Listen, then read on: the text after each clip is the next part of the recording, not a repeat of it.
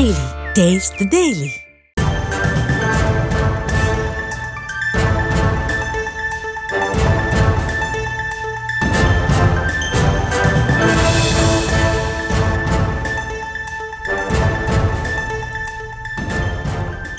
அண்மை செய்தியை பார்க்கிறோம். புதுக்கோட்டை மாவட்டம் டி களபம் கிராமத்தில் அரசு தொடக்கப்பள்ளியில் உணவு சமைக்கும் போது சிலிண்டர் வெடித்து விபத்து ஏற்பட்டிருக்கிறது. மாணவர்களுக்கு மதிய உணவு தயார் செய்ய முற்பட்ட போது இந்த விபத்து நிகழ்ந்திருக்கிறது.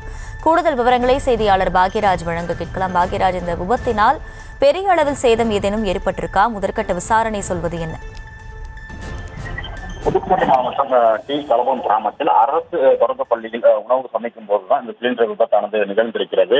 அதாவது இதே கிராமத்தில் அரசு தொடக்கப்பள்ளி செயல்பட்டு வந்த நிலையில் பள்ளி கட்டடங்கள் சேதமடைந்த நிலையில் தற்காலிகமாக அருகில் அரசு சேவை மைய கட்டிடத்தில் இந்த அரசு தொடக்கப்பள்ளி மாணவர்கள் அங்க பயின்று வர்றாங்க.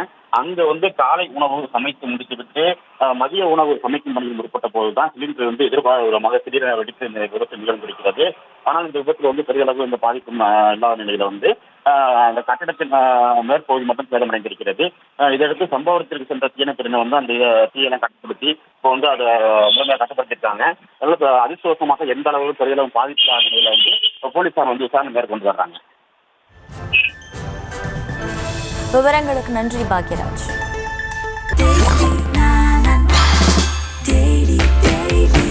Taste the Daily. Taste the Daily.